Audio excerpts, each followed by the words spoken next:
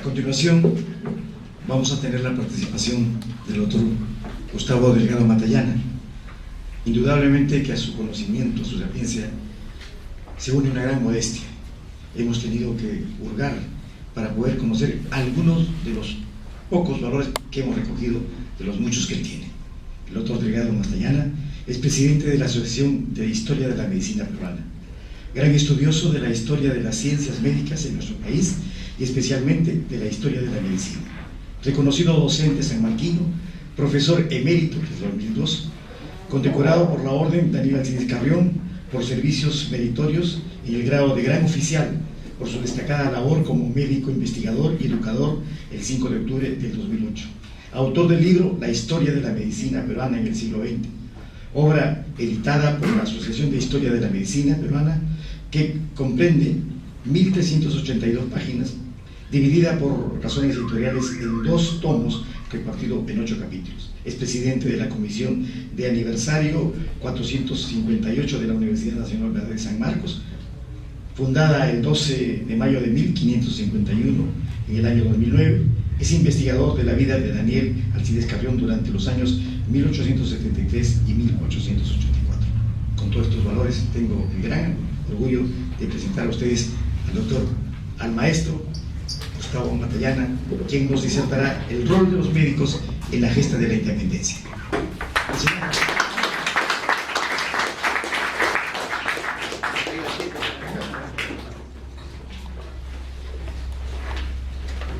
En nombre de la Asociación de Historia de Medicina Peruana, le presento mi cordial y fraternal saludo a nuestro decano nacional del Colegio Médico del Perú, a nuestra vicedecana, la doctora Carmencita Fajardo Ugaz, a la doctora Nelly Borra, presidenta de la Comisión de Cultura, al doctor Matus, por la labor que está realizando en ese comité, y a ustedes, todos mis colegas y amigos, que todos nos conocemos, saben quiénes somos, y mi saludo muy cordial, muy fraterno a todos, sobre todo en el Día de la Patria. Voy a leer un poco. La independencia del Perú es un proceso que se evidencia con solidez en el tercio final del virreinato en América, y a pesar que la rebeldía era una constante ante el dominio peninsular, el hito rebelde se marca en 1780, que culmina en 1824, etapa en la que se le designa preemancipación, que estuvo animada de excesos ideales. Es el siglo XVIII, el momento histórico propicio en el que surge un movimiento cultural europeo con una nueva concepción del mundo y del hombre, en sentido integral y a la luz de la razón y de la experiencia, por lo cual es llamado siglo de las luces y de la razón. Su precedencia ideológica está en los movimientos revolucionarios en Inglaterra, con la influencia de los filósofos Locke y Newton en los siglos XVII y XVIII. De allí trasciende a Francia, madurando el espíritu evolucionista con la mentalidad filosófica de Rousseau, Montesquieu y Voltaire, y la difusión del conocimiento con los enciclopedistas Diderot y D'Alembert. Después invade Europa y llega a América de manera subterfugia, sorteando la condena de los llamados libros prohibidos. Este movimiento prepara al mundo y al hombre a cambios sustanciales. En la filosofía, la ciencia natural, como saber estricto, desplazó al saber metafísico, que constituye la esencia de la filosofía escolástica. Considera a la experiencia como base del conocimiento científico y a la razón como sustancia pensante, inmaterial y activa, cuya propiedad fundamental es la libertad. Estudia la naturaleza y sus leyes, formula el ateísmo, políticamente preconiza la separación de poderes, la subordinación del poder religioso al poder político y el parlamentarismo. Establece la perfectibilidad humana y que el destino del hombre es la felicidad en la tierra. Este contexto invoca ideas separatistas, anticoloniales y presociales. En el Perú, con este panorama biopsicosocial y con una múltiple nacionalidad hispana, criolla, indígena y mestiza, y con una gama de cruzamientos, se inicia la llamada etapa de preemancipación, en una larga y épica lucha con pronunciamientos, conspiraciones y revoluciones, como un momento insurgente, ocasionando una correlación de sucesos que ocurren en distintas épocas ya simultáneamente, ya sucesivamente, que se produce en el último medio siglo del dominio español. El 4 de noviembre de 1780 surge el primer movimiento independentista en América Española, liderado por José Gabriel Condorcanqui, cacique de Cungazuca, Tupac Amaru II, quien reclamó que se exonera a los indios de la explotación de la meta, de los obrajes, así como del cobro de tributos unidos a la presión de los llamados repartos. Fue desatendida su demanda, por lo cual se sublevó contra la opresión española, siendo derrotado por el ejército realista en 1781 en Tinta y ejecutado por orden del virrey Agustín Jauregui Aldecoa. Entre 1791 y 1792, el jesuita peruano Juan Pablo Vizcardo y Guzmán escribe la famosa Carta a los españoles nacidos en América, misiva que es publicada en Filadelfia en 1799, que constituye la ideología emancipadora en Hispanoamérica, por lo cual se denomina la verdadera acta de la independencia de Hispanoamérica. Vizcardo fue declarado prócer de la independencia hispanoamericana. ¿Cuál fue la intervención? Podemos decir la intervención de la profesión médica durante la emancipación. Aquí hay una parte que es la intervención de los cirujanos en la preemancipación, pero bien merece que hagamos un paréntesis histórico de gran valía y reconocimiento a este grupo de patriotas que fueron los cirujanos en la preemancipación. Cuando vinieron los españoles a América, trajeron una secuela medieval en la cual separaban total y completamente al médico y al cirujano. El médico era un hombre importante, de raza blanca, sangre limpia, de estudios universitarios, de situación socioeconómica muy importante, y tenían estudios universitarios y con el título de profesor en medicina o doctor en medicina. En cambio, los cirujanos eran de un grupo de socioeconómico inferior, no tenían limpieza de sangre, eran mestizos, mulatos, negros, cuarterones y otros más. Este grupo de personas, de cirujanos, inclusive fueron divididos en dos grandes grupos: los cirujanos latinos y los cirujanos romancistas. Los cirujanos latinos eran aquellos que hablaban el latín y tenían algo de estudio universitario. En cambio, los romancistas, que solo hablaban el romance español, no tenían casi ninguna cultura. Pero sí, estos cirujanos fueron formados en las grandes escuelas de cirugía que existieron en Lima, en los hospitales San Bartolomé, Santana, San Andrés, Espíritu Santo, La Caridad. Allí se formaron una gran cantidad de estos cirujanos. Aunque Hipólito Unanue en 1808 fundó el Colegio de Medicina y Cirugía, después se llamó Real de Colegio de Medicina y Cirugía, sin embargo no se logró esa igualdad, esa unificación entre el médico y el cirujano. Pasó mucho tiempo para que eso sucediera. Entonces, como estamos en la época de la preemancipación, era necesario que hubiera gente que supiera de medicina, pero que no era médico, porque el médico era un gran personaje y en una lid, una batalla, un combate, no se necesitaba un médico, se necesitaba un operador, uno que actuaba materialmente, un cirujano. El cirujano es el que reducía fracturas, esguinces, heridas abiertas, cerradas, sablazos, heridas de bala, en fin, todo lo que significa un combate, una lid. Entonces aquí por eso merece un homenaje especial a los cirujanos que actuaron en la preemancipación, que son aquellos que venían desde antes de 1808, que se prolongaron después de 1808, inclusive llegaron a la época de emancipación, a pesar de que Hipólito Unanue lo que quiso es unir al médico internista y al médico externista, o sea, el médico y el cirujano, pero no lo logró. Vale la pena que hagamos una mención de algunos cirujanos importantes que intervinieron en la preemancipación.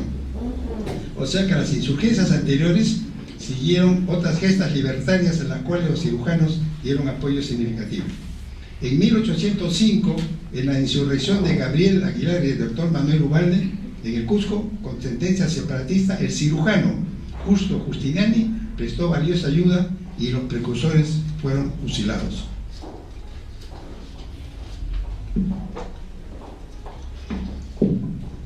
El 20 de junio de 1811, Francisco Antonio de Cela y Arizaga lanzó en Tacna el primer grito de independencia, ahí no hubo ninguna ley. El 20 de febrero de 1812, Otra revolución precursora fue la de Crespo y Castillo en Huánuco, y contó con la importante ayuda del cirujano Guillermo Torres. En 1813, en el levantamiento del clérigo, después brigadier José Gabriel Béjar, el cirujano y boticario Laureano Béjar acompañó la rebelión. El brigadier Béjar fue fusilado en Cusco. El 3 de agosto de 1814 estalló la insurrección de Mateo García Pumacahua en el Cusco, con un movimiento armado el más poderoso en la pre-emancipación, que abarcó un extenso territorio y terminó el 11 de marzo de 1815. Es bueno recordar que este levantamiento de Pumacahua fue tan grande, tan extenso, que abarcó casi todo el territorio de la República, pero desgraciadamente tuvo que combatir contra 35.000 españoles, la mayoría mercenarios, que eran el ejército, y con 15 grandes conductores que llevaban este ejército realista. El cirujano Juan Eusebio tuvo una interesante participación en esta epopeya. En 1815, el cirujano mayor José Santos Montero acompañó en el sitio de la fortaleza Real Felipe y en el combate de Miranaves el 16 de febrero del mismo año. En 1813, el cirujano Nicolás Alcázar participó en las conspiraciones de los patriotas limeños. Fue apresado por orden de Virrey Pezuela y ejecutado en la Plaza Mayor de Lima el 2 de enero de 1819.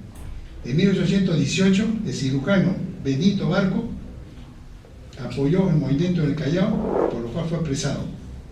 En 1821, el cirujano mayor Diego Parrocien estuvo en Gaura cuando las epidemias de fiebre tifoidea y paludismo azotaron al Ejército Libertador y clasificó los medicamentos que envió Chile. El 6 de agosto de 1824, en la batalla de Junín, el cirujano Francisco Santiago Mascate fue jefe del Hospital de Sangre. Fue declarado benemérito de la patria.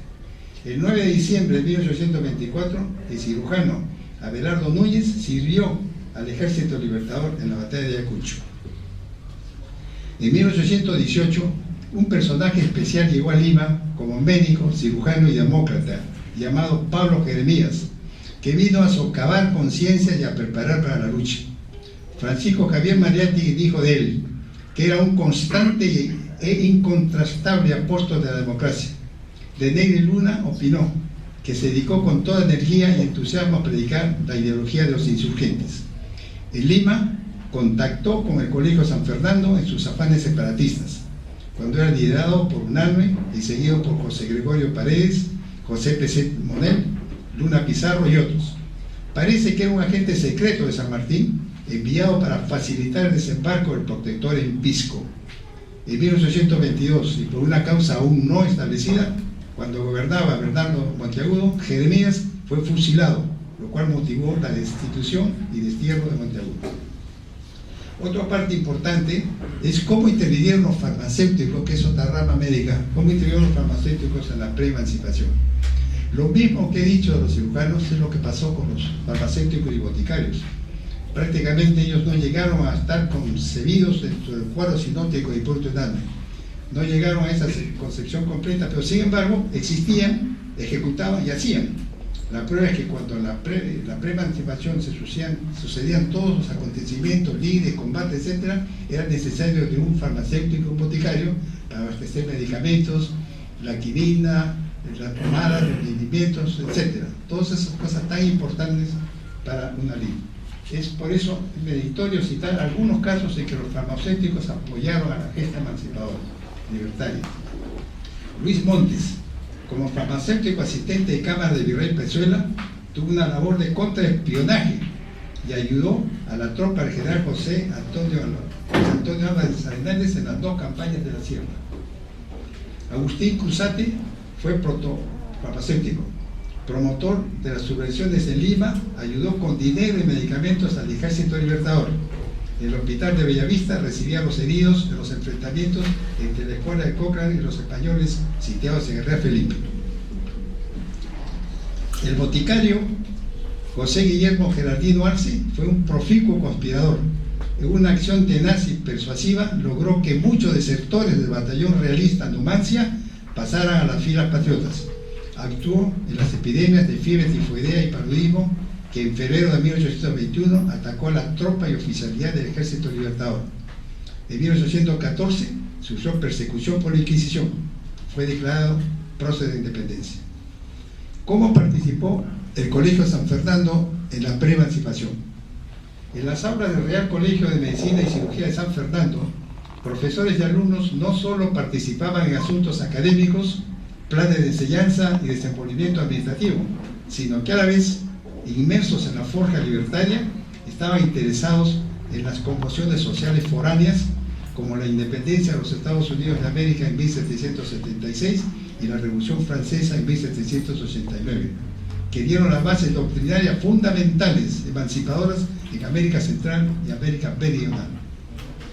Otros sucesos preocupantes y trascendentes fueron la defenestración de Carlos IV y Fernando VII, la invasión napoleónica de España y la imposición de José I Bonaparte como rey, el funcionamiento de la Corte de Cádiz, con representantes coloniales que defendieron a los americanos para tener los mismos derechos y privilegios que los peninsulares en el manejo de sus países.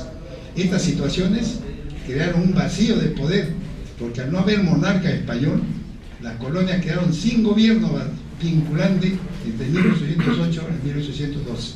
Esta fue una etapa provisoria, fértil y propicia para fortalecer la proeza separatista.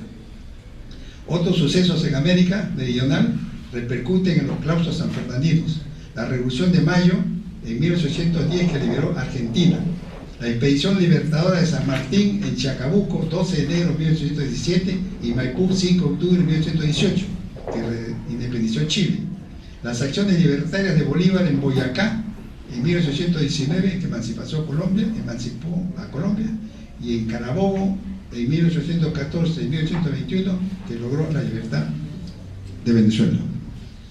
Es así como esta ínclita institución se impulsó desde 1808 hasta 1812.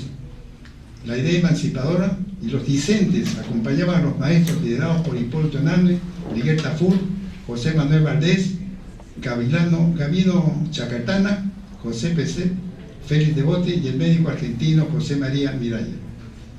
Fue tan efectiva y persistente la visión del colegio en su afán libertario que, como un homenaje a él y a los profesores y alumnos, el protector San Martín, por la iniciativa de Hipólito Unanue, le cambió el nombre y le denominó Colegio de la Independencia el 27 de agosto de 1821. ¿Cuál fue la influencia del periodismo en la pre-emancipación? El periodismo es un alcance mediático a través del cual difunde las ideas artistas y con pergeño disuasivo llega a la comunidad, actualizando a los enciclopedistas y a los pensadores de la Ilustración. Hipólito Unanue escribe artículos con los seudónimos de Ariosto y Félix Agrícola sobre asuntos médicos, sociales, políticos y reivindicatorios. En los medios Mercurio Peruano, Minerva Peruana, Satélite Peruano y otros, los médicos José Peset, Gregorio Paredes y Félix Devote, junto con Bernardo Monteagudo, José Faustino Sánchez Carrión y Pérez Tudela, mantienen el fervor patriótico y preparan la llegada de San Martín. Y no se estanca en su histórico, en este momento, en la fecha de la proclamación de la independencia, sino que se extrapola más allá de la epopeya de 1824. Intervención de los médicos. Siempre primó en la idea de los médicos el concepto hipocrático que la escuela médica nació libre. Por lo tanto, sus representantes, los médicos, debían ansiar una patria libre. Indudablemente que los médicos estantes, en la época convulsiva de la pre-emancipación, tuvieron una gravitante actuación, ya en el periodo estable, ya en forma clandestina, valientemente, para difundir las ideas libertarias desde fines del siglo XVIII. Sería muy larga la lista a mencionar, pero algunos tuvieron una actuación más destacada, aunque con variaciones de matices que en nada disminuyen su mediación. Hablaremos solamente de José Hipólito Unanue Pavón. Fue un auténtico criollo y su ciclo vital transcurrió entre la segunda mitad del siglo XVIII y la primera mitad del siglo XIX. Vivió intensamente los cambios determinados por la Ilustración y fue forjador de la peruanidad a la luz de los principios enciclopedistas que lo prepararon para bregar por la liberación del Perú. En 1780 fue fundador de la Sociedad Mande del país, donde con otros intelectuales participó en la renovación cultural. y con la base de la Ilustración tienen a la razón como principio de las realidades. El órgano oficial de esta sociedad fue el Mercurio Peruano, 1791-1794. Allí, Unanue escribe artículos científicos, literarios y mensajes críticos sobre la economía, sociología, democracia, relativos a la realidad colonial, con los cuales robustece los intentos independentistas. En 1792, en el gobierno del virrey Francisco Gil Taboada y Lemos, inaugura el anfiteatro anatómico y pronuncia el célebre discurso Decadencia y Restauración del Perú, expresando la situación socioeconómica del país, que es la causa deprimente del dominio español.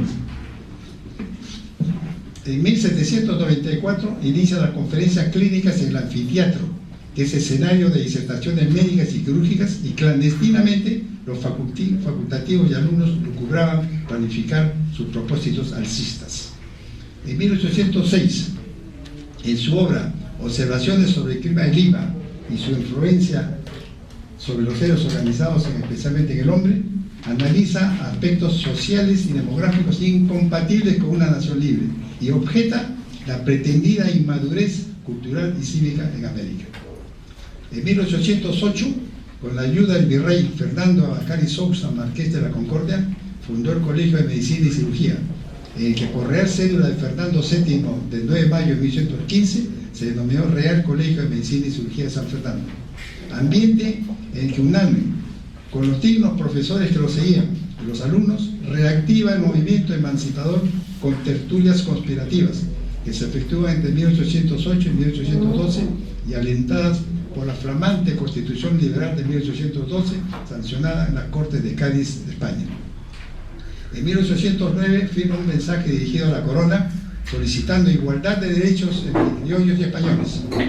El 25 de octubre de 1813 es elegido diputado por Arequipa a la Corte de Cádiz, una excelente tribuna para defender y enaltecer los derechos de los criollos.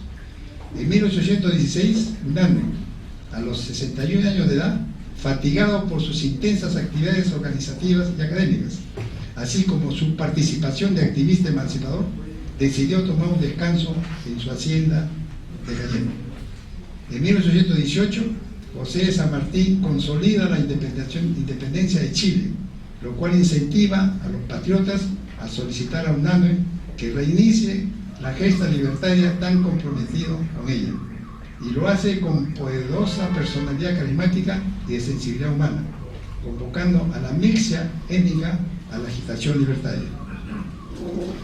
Al culminar la etapa libertadora, Unanue asume el rol de estadista para seguir mejorando la situación del Perú emancipado. Lograda la emancipación, San Martín llama a Unanue al cargo de ministro de Hacienda, función que ejerció el 13 de agosto de 1821 hasta el 23 de septiembre de 1822. Enfrentó al erario con arcas exhaustas y en tarea difícil restauró la agricultura, recuperó las minas, reorganizó las aduanas y consiguió rentas para mantener a la Marina y el Ejército eficientes para combatir a las huestes realistas. El primer Congreso Constituyente del Perú, instalado por San Martín el 22 de septiembre de 1822 y en el que renunció al cargo el protector de Perú, estuvo integrado por distinguidos personajes de la época, en el que figuraron 8 destacados médicos: Hipólito Unanue, diputado por Puno; José Gregorio Paredes, por Lima; José Peset Monel y Miguel Tafur, por Cusco. También estuvieron como diputados suplentes Laureano Lara, Juan Ceballos, Juan Castañeta y Esteban Navia Moscoso. En la Comisión de Constitución, Unanue tuvo decidida y patriótica actuación para cimentar los logros de la emancipación y fijar las bases fundamentales de la primera Constitución política del Perú. Con Peset y Paredes vertieron sus amplios conocimientos y experiencias en los problemas que aquejaban al Perú con el fin de hacerlo libre y soberano. Unanue es adalid del complejo proceso de la independencia civil-militar del Perú y en mérito a sus excelsas calidades intelectual, cultural, profesional y política, es elegido 2 veces presidente del Congreso Constituyente, 20 de diciembre de 1822, 20 de enero de 1823. En el gobierno de Simón Bolívar en 1825, Hipólito Unanue es nombrado por segunda vez ministro de Hacienda, cargo en el que consolidó la situación económica del país, reorganizando la Casa de la Moneda y creando el Banco de la Emisión. En el mismo gobierno de Bolívar ejerce el Ministerio de Relaciones Exteriores y Gobierno, siendo un ferviente defensor del autoderecho en los territorios de Jaén y Maynas. Ejerce la presidencia del Consejo de Estado el 10 de enero hasta el 25 de febrero de 1826. Al partir Bolívar del Perú, dejó el mando a un consejo de gobierno presidido por el mariscal de Cepita Andrés Santa Cruz Urquemana e integrado por Hipólito Unanue, Tomás Eres y José Pano. En 1827, a la edad de 72 años, Unanue se retira a su hacienda de Cañete para vivir en la tranquilidad de su hogar. Unanue es prócer de la independencia del Perú, porque a pesar de haber sido consultor y consejero de varios gobiernos virreinales, de haber sido tentado para ostentar un título nobiliario, de haber logrado un nivel de vida lindante como el de las Cortes Cordiales y de ser uno de los personajes criollos más notables a fines de la colonia e inicio de la República, nunca olvidó su estirpe criolla en el compromiso como tal de protagonizar los episodios libertarios que independizaron al Perú. En la perspectiva de la gesta libertaria, tuvieron una participación brillante destacados médicos: Félix de Botti, Miguel Tafur-Sea, Juan Manuel Valdés, José Peset Monel y José Gregorio Valdés. Ellos también vivieron el siglo de las luces, siguiendo a Unanue, se nutrieron de la ilustración y de la enciclopedia, y con amplio conocimiento de la realidad nacional, pudieron subrepticiamente o públicamente calar en las conciencias oprimidas, ansiosas de la libertad. Nuestro agradecimiento también a ellos, en la fecha en que recordamos y celebramos a nuestros próceres libertarios. Por una feliz idea de nuestro decano, se va a publicar la revista Galeno. En ella estamos comprometidos a hacer el detalle más preciso de este grupo de médicos importantes en su aspecto pedagógico, en su aspecto conspirativo, en su aspecto de estadistas. De manera que quedamos comprometidos, para no hacer larga esta exposición, a hacer una detallada exposición en el momento oportuno. Muchas gracias.